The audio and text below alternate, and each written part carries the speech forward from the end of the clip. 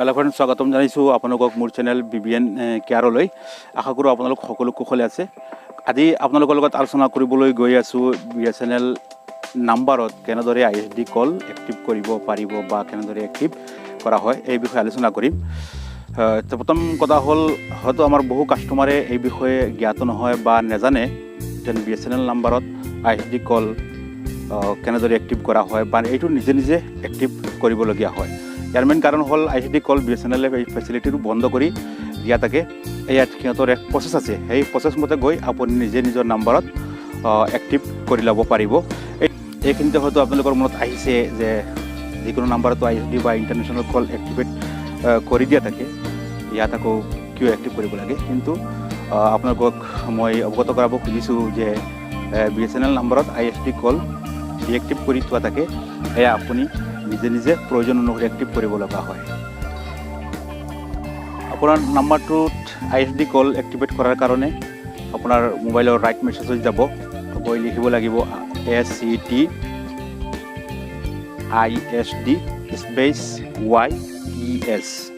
অৰ্থাৎ মই আকৌ ৰিপিট কৰি আছোঁ, আপুনি মেছেজ বক্সত লিখিব বা টাইপ কৰিব SCT ISD space YES capital letter লিখি 1 2 3 লৈ পঠিয়াই।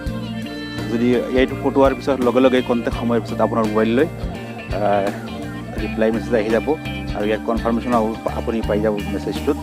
আৰু ইয়াৰ 24 ঘণ্টাৰ ভিতৰত আপোনাৰ নম্বৰত ISD কল এক্টিভেট হৈ যাব আৰু ইয়াৰ পিছত আপুনি ইণ্টাৰনেশ্যনেল কল কৰিব পাৰিব। এই ভিডিঅ'টো ইমানেই আছিল। আশা কৰোঁ ইয়াৰ পৰা আপোনালোকে নিশ্চয় কিবা উপকৃত হৈছে, আৰু যদি ভাবে মোৰ ভিডিঅ'টোৰ পৰা অলপো কিবা জানিব পাৰিছে তেন্তে এটা লাইক দিব, আৰু যদি সম্ভৱ হয় কমেণ্ট জনাব কেনেদৰে হৈছে বা আপুনি আৰু কি জানিব বিচাৰে।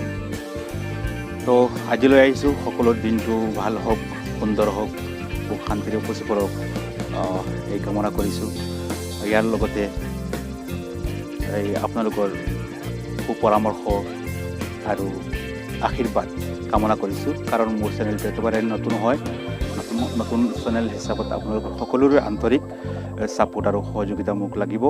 আপোনালোক নহ'লে মই গ্ৰ' কৰিব নোৱাৰিম।